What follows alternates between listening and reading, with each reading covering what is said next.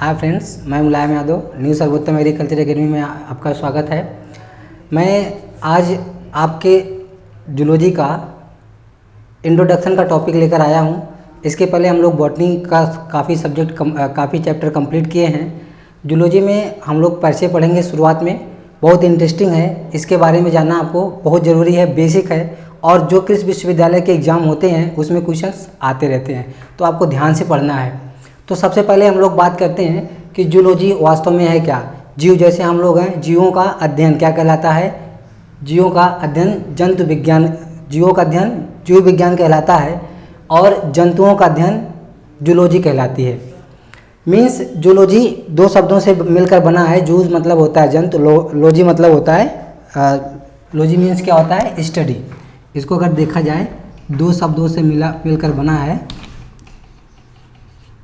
जिसको जून कहते हैं, GOIN, जून। मतलब इसका मतलब होता है एनिमल और लोगोस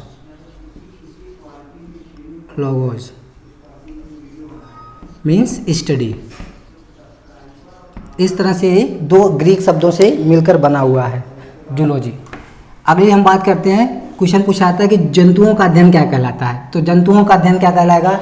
जंतुओं का अध्ययन जंतु विज्ञान या प्राणियों का अध्ययन जंतु विज्ञान कहलाता है। हम सबसे पहले बात करेंगे कि जंतु विज्ञान किस भाषा का शब्द है। तो जंतु विज्ञान ग्रीक भाषा का शब्द है और इसके जनक कौन है? अरस्तु है। जंतु विज्ञान के जनक अरस्तु हैं। हमने बताया था इन्होंने एक पुस्तक लिखी हुई है, उस पुस्तक का नाम है हिस्टोरिया एनिमलिया। अगली बात हम लोग करते हैं इनके जीव जगत का वर्गीकरण, जंतु जगत के वर्गीकरण की। तो जंतु जगत का जो वर्गीकरण होता है,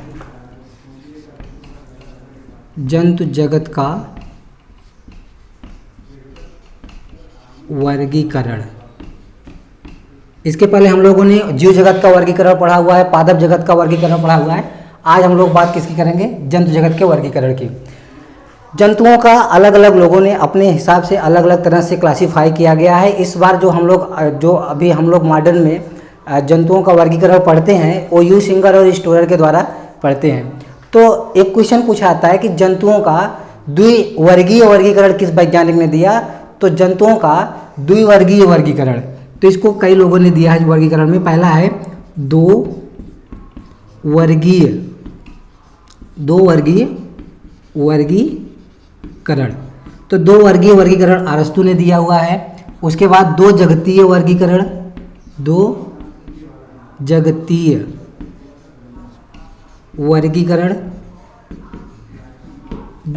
वर्गीकरण कैरोलस लिनियस, आप लोग जानते होंगे कैरोलस लिनियस 1707 में, 23 मई 1707 को इनका जन्म हुआ था, कैरोलस लिनियस का, स्वीडन में। इसके बाद नवीनतम वर्गीकरण एक दिया हुआ है, नवीनतम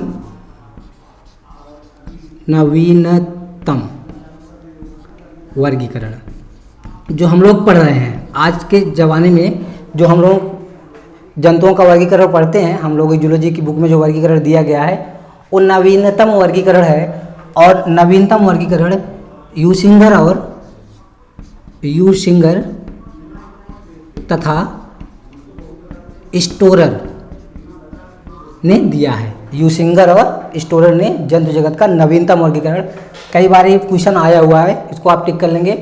तो इस तरह से दो वर्गीय वर्गीकरण में अरस्तु ने एक कोश की और बहुकोश की वर्गों में वर्गीकृत किया था। दो जगतीय वर्गीकरण वही है, प्रोटिस्टा और एनिमलिया, दो जगतीय वर्गीकरण उन्होंने किया। अब नवीनतम वर्गीकरण में यूसिंगर और स्टोरर ने जो दिया हुआ है इन्होंने भी इसी वर्गीकरण की बात की है। इन्होंने प्रोटोजोआ और मेटाजोआ में जंतुओं को रखा है। प्रोटोजोआ संघ में एक कोश की जंतु आते हैं, मेटाजोआ जो है उसमें बहुकोश की जंतुओं को रखा गया है। इसके बाद हम लोग बात करते हैं वर्गीकरण शब्द किस वैज्ञानिक ने किया। सबसे पहले तो वर्गीकरण की परिभाषा सभी लोग लिख लेंगे। वर्गीकरण की परिभाषा इसमें लिखेंगे, किसी भी जीव या जंतु का उसके समानता एवं विभिन्नता के आधार पर, बहुत सारे जीव होते हैं उसमें बहुत सारी समानताएं होती हैं, बहुत सारी विभिन्नताएं होती हैं, उसके आधार पर उनका वर्गीकरण क्या कहलाता है? वर्गीकी कहलाता है। क्या कहलाता है? वर्गीकी, जिसको हम लोग कहते हैं टैक्सोनॉमी। तो क्वेश्चन पूछा आता है कि टैक्सोनॉमी शब्द, टैक्सा मतलब आप लोग जानते होंगे समूह होता है। टैक्सोनॉमी, टैक्सोनॉमी शब्द किस वैज्ञानिक ने दिया? तो टैक्सोनॉमी शब्द की बात करें तो डी कैंडोल ने दिया है। किसने दिया भैया? D Candolle. टैक्सोनॉमी शब्द डी कैंडोल ने दिया हुआ है। दूसरा क्वेश्चन पूछा आता है कि टैक्सोनॉमी के जनक कौन है? टैक्सोनॉमी के, ये हो गया इनका, तो इन्होंने शब्द दिया हुआ है। अगर जनक की बात करें कि जनक कौन है, तो टैक्सोनॉमी के जो जनक हैं आपको मैंने बताया था कैरोलस लीनियस। ये टैक्सोनॉमी के जनक हैं। इनको आधुनिक टैक्सोनॉमी के भी जन्मदाता कहा जाता है, कैरोलस लीनियस को।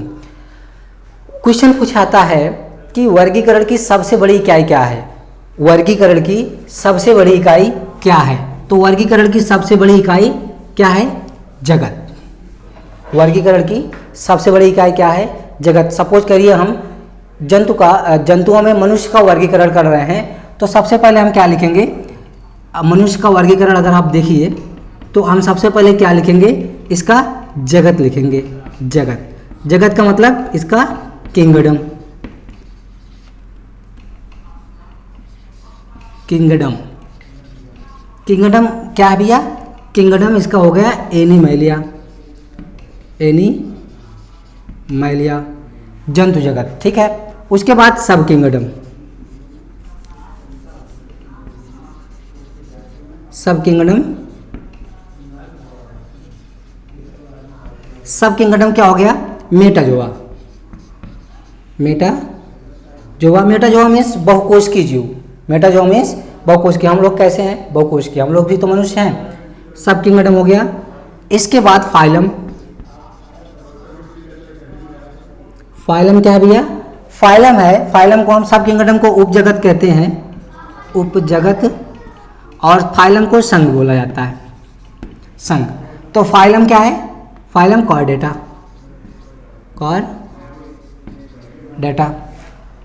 इसके बाद क्लास, सब फाइलम भी है, सब फाइलम भी लिख सकते हैं। सब फाइलम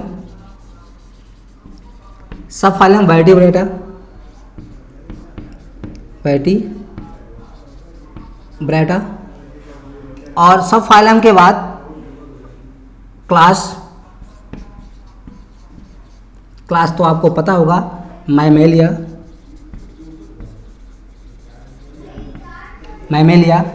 और क्लास के बाद ऑर्डर, जिसको हम लोग बोलते हैं गण, प्राइमेट।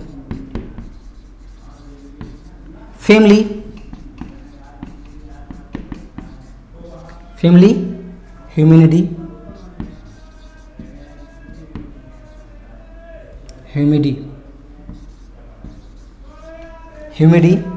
फैमिली के बाद बात आती है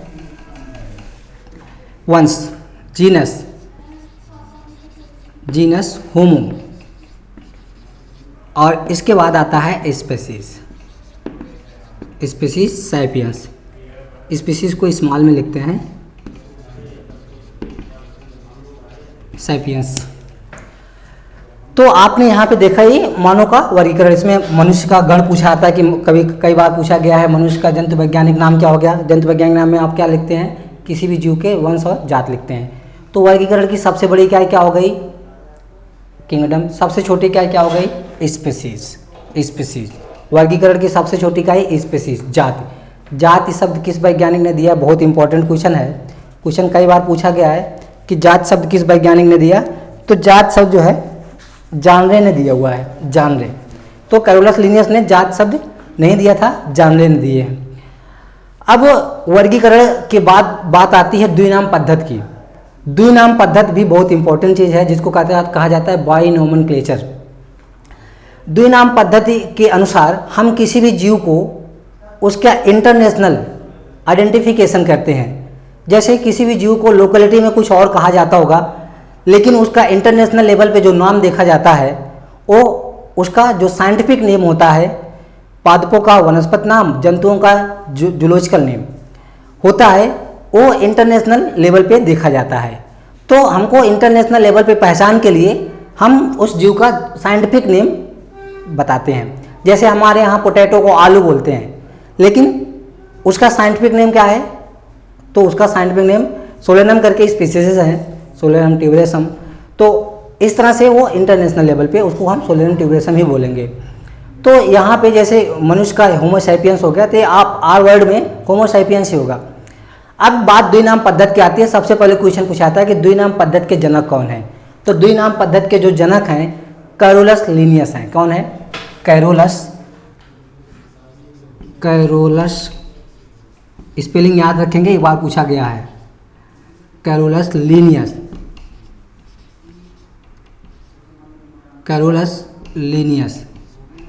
कैरोलस लिनियस क्या है? द्विनाम पद्धति के जनक हैं।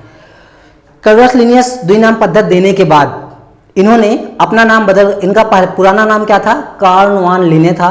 क्या नाम था? कार्ल वान लिने। बाद में इन्होंने जब द्विनाम पद्धति दिया तो अपना नाम भी दो नामों में रख लिया, कैरोलस लिनियस। अब कैरोलस लिनियस एक पुस्तक लिखी हुई है जो बहुत इंपॉर्टेंट है, पूछी जाती है, सिस्टेमा नेचुरी। सिस्टेमा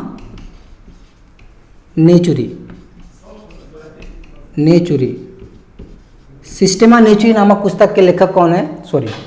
सिस्टेमा नेचुरी नामक पुस्तक के लेखक कौन है? तो सिस्टेमा नेचुरी नामक पुस्तक के लेखक हैं कैरोलस लिनियस। आप याद रखेंगे, बहुत सारे पुस्तक हमने आपको बताया। एक पुस्तक और आप लिख लेंगे, the double helix model, Watson ने लिखा है, the double helix model Watson. अब ये हो गया वो द्विनाम पद्धति। अब द्विनाम पद्धति के कुछ नियम है, आपको जल्दी से सीख लेना है।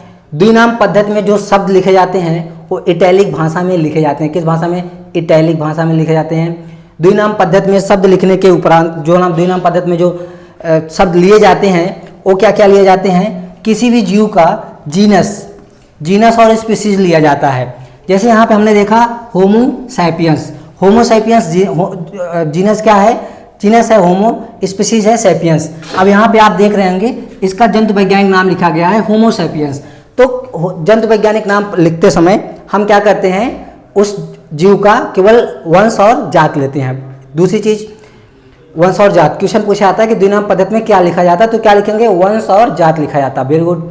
उसके बाद हम लोग बात करते हैं कि द्विनाम पद्धति में वंश क्या है? वंश लैटिन भाषा का शब्द है, जीनस लैटिन भाषा का शब्द है। स्पीसीज की बात करते हैं, बहुत इंपॉर्टेंट चीज मैं बताने जा रहा हूँ। स्पीसीज वास्तव में कैसे डिसाइड की जाती है? किसी भी जीव की स्पीसीज उसकी भौगोलिक स्थिति, वो कहाँ पे पाई जाती है, किस सिचुएशन में रहती है, उसके आधार पर, पालतू होने के आधार पर। जैसे यहाँ पे हमने लिखा ना फेलिस डोमेस्टिकस, क्या हो गया?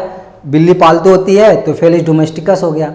कुत्ता की बात यहाँ पे कर रहे हैं, कुत्ता कैनिस फैमिलियरिस। कुत्ता क्या होता है? परिवार का सदस्य होता है, तो इसलिए इसको हम फैमिलियरिस बोल दिए।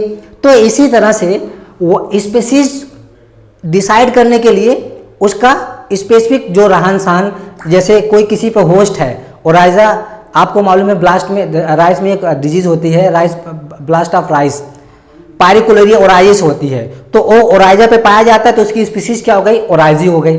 इसी तरह से बहुत सारे जीवों का वर्गीकरण लिखा गया है। मीन्स वंश जो है जीनस शब्द है और स्पीसीज उस जीव के अकॉर्डिंग लगती है। दूसरा चीज, अगर हम किसी जीव का जंतु वैज्ञानिक नाम लिखते हैं तो, या जीव वैज्ञानिक नाम लिखते हैं, तो उसके नीचे अंडरलाइन कर देते हैं। इसका मतलब ये होता है कि हम इटैलिक में तो हम लिख नहीं पाते हैं, तो इटैलिक में न लिख पाने के कारण इसको हम अंडरलाइन लिखते हैं। ये कुछ नियम थे किसके? द्विनाम पद्धति के में जो जीवों के नाम लिखे जाते हैं। अब बात यह है कि वर्गीकरण है, वर्गीकरण का महत्व क्या है? देखिए, वर्गीकरण में हम क्या क्या चीज़ें सीखते हैं कि वर्गीकरण में हम एक तो वर्गीकरण करने से किसी भी जीव का अध्ययन करने में हमको आसानी हो जाती है। दूसरा, जीवों की जो इवोल्यूशन है, जो बढ़ता हुआ क्रम है, उसके बारे में भी हमको जानकारी प्राप्त जाती है। सबसे पहले आकोश की, एक कोश की, उसके बाद बहुकोश की, उसके बाद ऊतक स्तर के, उसके बाद अंग स्तर के, अंग तंत्र, कंकाल तंत्र। इस तरह से जीवों की उत्पत्ति हुई तो हम किससे पता चलता है? हमको वर्गीकी से पता चलता है। अच्छा, वर्गीकी से एक और चीज़ ये पता होती है, दो जीवों के बीच की कड़ी भी इससे हमको पता चलती है कि किसके किसके बीच की कड़ी क्या है। जैसे पेरीपेटस आपका हो गया, और अब युगलिना हो गया, क्या कहते हैं इसके बाद विषाणु हो गया, ये सब क्या है, कड़ियाँ हैं, इनके बारे में भी हमको अध्ययन मिल जाता है। तो इसलिए हम लोग द्विनाम पद्धति का किसी भी जीव का वर्गीकरण करते हैं। यहाँ पे द्विनाम पद्धति के अनुसार हम कुछ जीवों का जंतु वैज्ञानिक नाम लिखने का प्रयास किए हैं। आप लोग याद रखेंगे, इसमें से जरूर कोई ना कोई जरूर पूछा आता है, तो इसको सभी लोग लिख लेंगे। मनुष्य का होमो सैपियंस, बिल्ली का फेलिस डोमेस्टिकस, शेर का फेलिस लियो, चीता का फेलिस टाइग्रिस, तीनों का वंश एक ही है, स्पीसीज है अलग अलग। घोड़ा का इक्वस कैवलस, गधा जानते ना आप लोग, गधे ही हैं। गधे का क्या है, इक्वस एसिनस। बंदर मुकाका मुलाटा। चूहा रेटस। कुत्ता कैनिस फैमिलियरिस, घरेलू मक्खी आया हुआ है। मस्का डोमेस्टिका, ऊद बिलाव का भी बीएचयू में पूछा गया है। टीनिया का कई बार आया हुआ है, और कुत्ते का भी आ गया है, बंदर का भी आ गया है, और बिल्ली का, मनुष्य का। इतने लोगों का तो जंतु वैज्ञानिक नाम आपको याद रखना, बीच में गायब कर देंगे तो कोई दिक्कत नहीं होगी, लेकिन जिस पे टिक किया गया उसको आप याद रखेंगे। आज के लिए बस इतना ही, नेक्स्ट हम अगले क्लास में। Thank you.